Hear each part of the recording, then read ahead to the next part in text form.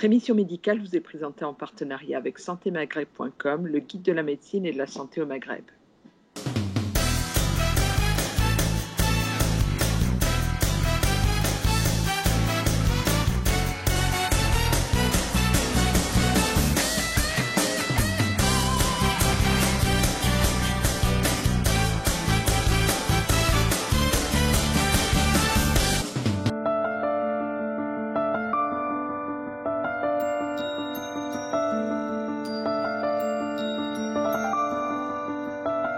Oui, bonjour professeur Samia Arad. Je vous appelle à l'occasion de la campagne de sensibilisation Mars Bleu qui a vocation à sensibiliser entre autres la population française au dépistage du cancer colorectal. C'est ma première question. De quelle manière vous y participez-vous au centre François Baclès? Je rappelle d'ailleurs que vous êtes directeur général du centre François Baclès à Caen. La première chose, c'est bien sûr que nous avons un espace rencontre information, un ERI, qui lui donne, qui est bien sûr avisé d'information pour les patients, c'est l'espace rencontre information, qui est avisé information sur les patients et pour lesquels qui ont déjà une démarche de sensibilisation sur la nécessité d'un dépistage du cancer du côlon. La deuxième façon aussi de participer justement à cette sensibilisation, c'est d'organiser des colloques grand public, ou des séminaires grand public, et qui peut aussi bien sûr accueillir aussi des médecins généralistes, pour lesquels on fait le point sur la prise en charge du cancer du côlon à l'heure actuelle, lorsqu'il est bien sûr déclaré. Mais on fait intervenir aussi une personne qui est dans l'association Mathilde, qui est en fait une association qui se préoccupe des dépistages du cancer du sein, mais également du cancer du côlon, puisque dans le Calvados, on a un registre des cancers digestifs. Donc il y a une vieille tradition de sensibilisation au dépistage du cancer du colorectal et du cancer du sein. Oui. Et puis, on fait aussi intervenir des oncologues pour faire le point sur les traitements dans le cadre justement de la prise en charge des cancers, et également tout ce qui est du médico-technique, c'est-à-dire des chirurgiens ou de la radiologie interventionnelle, pour également montrer quelles sont les avancées que l'on a, mais là on n'est plus dans le dépistage, on est vraiment là dans le traitement. Ce qu'on essaie d'avoir, de sensibiliser, c'est sur tout le parcours et toute l'évolution que peut avoir la prise en charge des cancers digestifs, enfin plus particulièrement le cancer du côlon, du dépistage au traitement. Oui. On rappelle d'ailleurs que c'est, je crois, le deuxième cancer en termes de mortalité en France, et que ce qui est important de rappeler, c'est que une prise en charge, un dépistage et un diagnostic posé précocement peut sauver des vies. Absolument. C'est un cancer dont on meurt encore. Oui. Voilà, c'est une préoccupation qui date déjà du premier plan cancer, et même un petit peu avant le premier plan cancer. C'est la nécessité d'avoir un dépistage précoce pour pouvoir agir précocement et donc renforcer les chances de guérison. Et aujourd'hui, depuis une dizaine d'années, les progrès en matière de cancérologie du cancer du côlon sont remarquables, puisque aujourd'hui, même quand on est dans des stades avancés, on arrive à maintenir, à augmenter la survie des patients avec une qualité de vie relativement bonne. Bien entendu, il ne faut pas arriver à ce stade-là, et donc le dépistage et la prise en charge très précoce des cancers colorectaux sont certainement la meilleure façon de pouvoir ne pas arriver à des stades plus avancés. On rappelle, professeur Meffla, en deux mots, que face au cancer, par exemple colorectal, on n'est pas égaux devant ce problème de santé, parce que on a, en termes de dépistage, effectivement, on n'est pas soumis aux mêmes question, ou même dépistage, si on se sait avec des ascendants, des proches qui ont eu ce problème de cancer. On rappelle que parce qu'on entend souvent parler, on va en entendre parler beaucoup pendant ce mois de mars, d'aller participer, et on reçoit à partir de 50 ans cet engagement, cet encouragement à aller effectivement se faire dépister en passant par par son médecin traitant. On rappelle quand même qu'il y a 2 types de dépistage. On rappelle en quelques mots à qui s'adresse le dépistage qu'on dit organisé avec ce test qu'on reçoit à domicile. Enfin, qu'on fait à domicile, oui. Pardon. Oui, pardon. Alors là, si vous voulez, le dépistage, c'est pour toutes les populations. Par contre, on sait qu'il y a une fraction de la population qui a des antécédents familiaux. Et dans ces cas-là, oui. Et avec dans ces cas-là, il y a une surveillance qui est beaucoup plus faite précocement, et c'est en fonction d'un événement. Par exemple,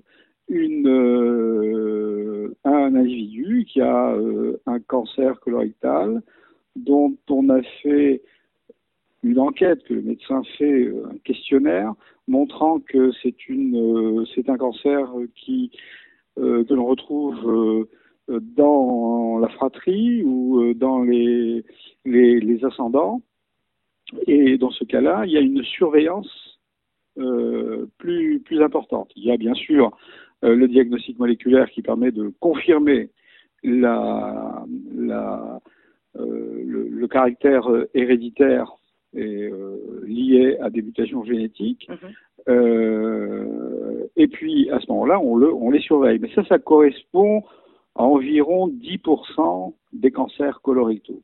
Mais au centre François Baclès, où on prend en charge les cancers digestifs, on a une unité de génétique qui est en lien, bien sûr, avec les oncologues chargés de prendre les différents cancers, que ce soit du sein, ou en particulier du sein et du côlon, où il y a une enquête qui est faite quand les gens arrivent, de façon à pouvoir identifier le risque d'un cancer familial. D'accord.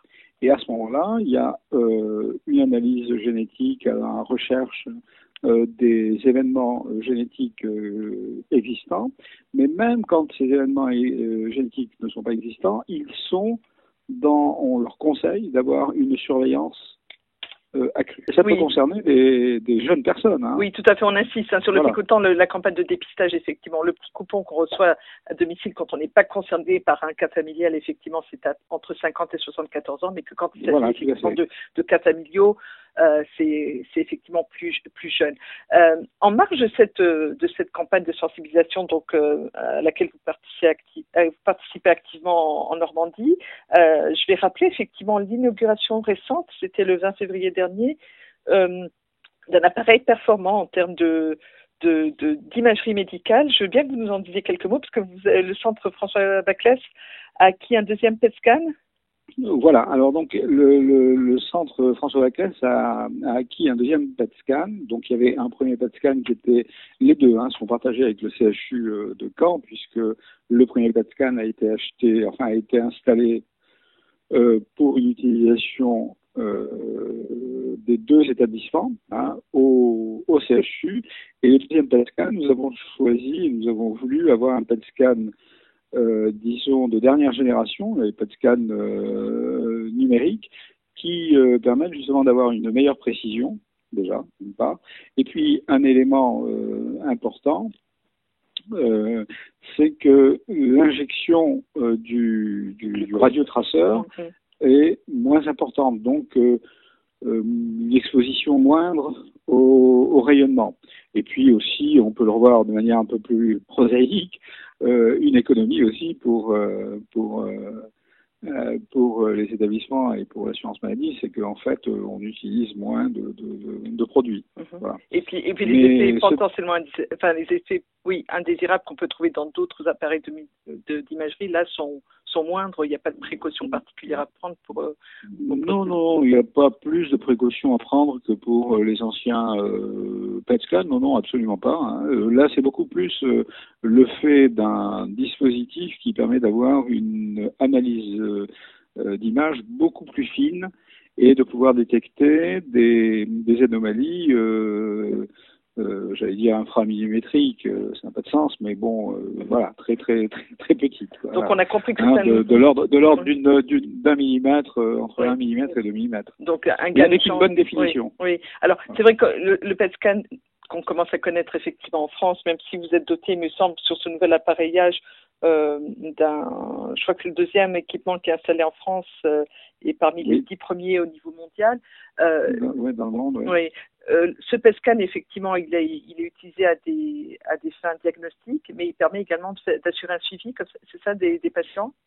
Absolument. Si vous voulez, c'est une stratégie qu'on a souhaité avoir parce que ce sont des développements qui vont se faire. Aujourd'hui, on sait qu'on est capable de prendre en charge, c'est un terme que je n'aime pas beaucoup, mais une sorte de chronicisation de la maladie. Il y a parfois des cancers que l'on ne peut pas guérir, mais pour lesquels on peut contrôler leur évolution dans d'excellentes conditions, enfin dans de très bonnes conditions qui vont probablement encore s'améliorer avec tous les traitements nouveaux qui apparaissent. Et avoir la possibilité de disposer d'un équipement tel que le PET scan qui, tout au long de la maladie ou dans la prise en charge, nous permet de mesurer l'évolution et de mesurer de manière beaucoup plus efficace et beaucoup plus objective la pertinence et l'efficacité des traitements, c'est un plus en matière de qualité des soins et en matière de qualité de prise en charge des malades. Oui. Et en termes de prix, de tarifs, est-ce que ça change quelque chose? Vous évoquiez le fait tout à l'heure quand c'est un examen qui est complètement pris en charge par la sécurité sociale en l'occurrence? Ah oui, tout à fait. Oui, c'est un examen qui est complètement pris en charge par la sécurité sociale au même tarif que l'ancien PET scan. Que les anciens PET scans, que les PET scans analogiques, je ne sais pas si je parle d'anciens, que les PET scans analogiques, c'est pris, effectivement, c'est la même tarification, il n'y a pas de difficulté. Et si vous voulez, le Centre François Baclère, comme vous le savez peut-être, je pense qu'on vous a envoyé les documents, s'inscrit fortement aussi dans le développement de la radiothérapie, et en particulier une radiothérapie de précision avec bientôt l'arrivée de la protonthérapie qui va démarrer en juillet prochain. Et donc on a besoin d'une imagerie extrêmement précise et de plus en plus précise avec la possibilité justement de faire ce qu'on appelle des fusions d'images qui permettent de mieux localiser la tumeur chez le patient et de pouvoir faire en sorte que la balistique que l'on utilise soit la plus précise. Donc, la balistique, aujourd'hui, les machines sont capables d'être extrêmement précises. Encore faut-il que nous soyons en mesure de bien délimiter la zone à traiter. Et là, on a besoin de ces imageries extrêmement perfectionnées. Alors, ce sont quand même des appareils hyper perfectionnés qui coûtent une petite somme d'argent. Je sais que vous avez fait appel aux dons dernièrement. Oui. Alors, on a fait appel aux dons, pas pour le TEP scan. On a fait appel aux dons pour... dans un premier temps, on l'a fait pour la chirurgie robotisée, pour acquérir un robot ça nous a permis d'avoir des financements qui nous viennent et qui diminuent notre charge d'investissement. Voilà.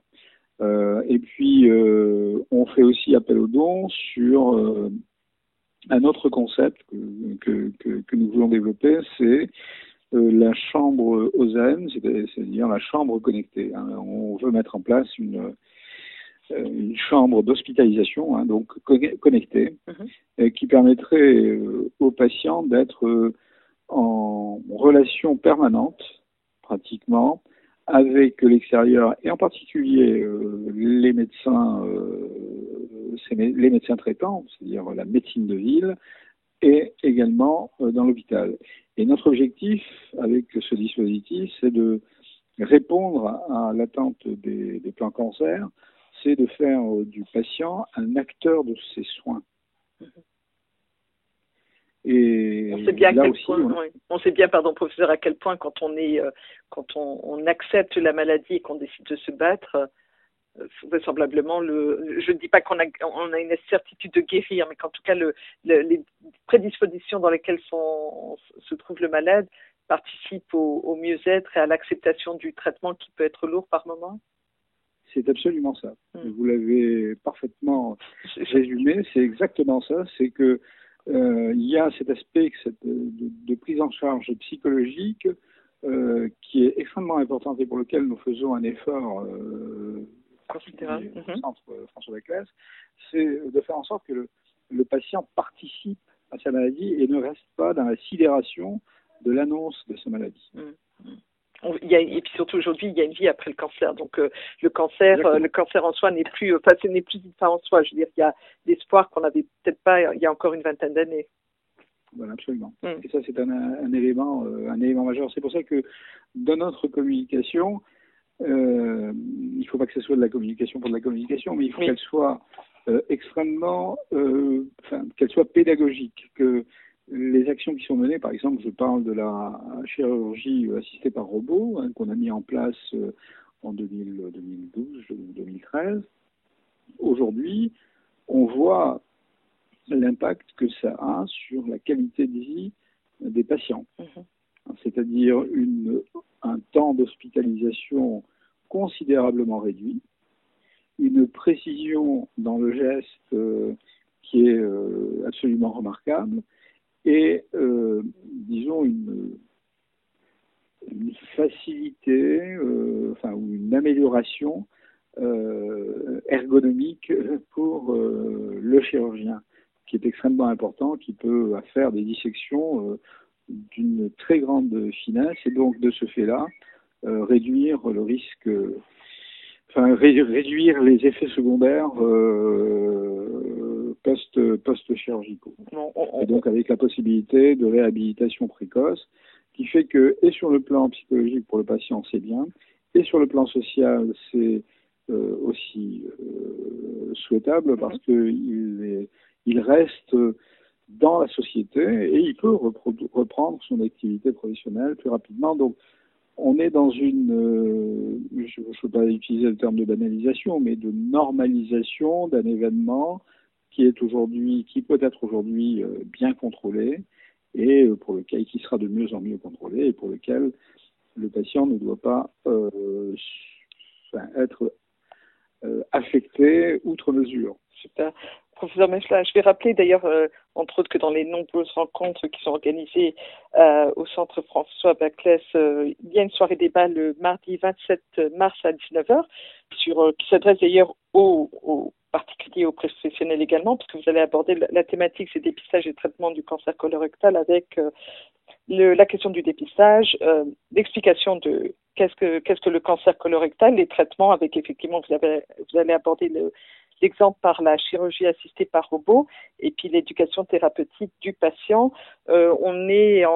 La Ligue nationale contre le cancer va également prochainement fêter ses 100 ans. Je pense que c'est un de vos partenaires privilégiés en termes de combat contre tous les cancers. Ah oui, tout à fait. Nous sommes en partenariat extrêmement étroit avec la Ligue contre le cancer. Nous sommes dans la complémentarité totale en ce qui concerne justement l'information du patient, mais également la prise en charge. On n'a pas parlé des soins de support qui sont absolument fondamentaux actuellement et qui vont devenir de plus en plus importants dans le parcours de soins des patients. Et là, on le fait en partenariat avec la Ligue contre le cancer. Et avec la Ligue contre le cancer, il n'y a pas que ça. Il y a aussi le soutien que nous apporte la Ligue contre le cancer pour mettre en œuvre des alternatives thérapeutiques qui aujourd'hui ne sont pas dans la tarification visible que nous accorde l'assurance maladie. Pour vous donner un exemple, on vient de mettre en place au bloc opératoire une salle hybride de radiologie interventionnelle dans laquelle nous avons démarré une nouvelle technique, enfin une technique qui n'est pas très diffusée, c'est toute la cryoablation, c'est-à-dire l'utilisation du froid pour traiter des cancers et qui nous permet, là encore, d'avoir une qualité de vie pour les patients qui est remarquable. C'est-à-dire qu'on n'a pas besoin de d'ouvrir, de faire une laparotomie par exemple pour traiter traiter un cancer et par chirurgie ventre-ouvert. Là, on peut faire, bien sûr dans des indications appropriées, on peut faire de la cryothérapie qui consiste à trois petites incisions et puis on le fait en ambulatoire. Voilà. Donc, et ça, on le fait, c'est grâce aussi à la Ligue contre le cancer qui nous accompagne dans tout ce qui concerne ce type d'innovation. Super. Ben, je vous propose, professeur, si vous êtes d'accord, on viendra vous voir prochainement, comme ça, plutôt que on mettra des images sur des paroles, sur des propos. Oui. Je voulais vous remercier. Y a-t-il quelque chose que vous souhaitez apporter aujourd'hui? On est début mars, par rapport effectivement à cette sensibilisation qui est maintenant qui est connue de tous les Français. Non, sinon réinsister sur la nécessité de se dépister, réinsister sur le fait que lorsque l'on a un patient, un parent qui a eu un cancer, s'interroger, enfin un cancer colorectal, regarder quel est le lien que l'on a, filial que l'on a avec ce parent, et puis en parler à son médecin traitant, de façon à ce que très tôt il y ait une sensibilisation possible, ne serait-ce que pour éliminer des risques ou alors se mettre en situation de pouvoir contrôler un potentiel cancer qui pourrait survenir. Voilà. Donc l'attention doit être sans excès, mais doit être absolument présente.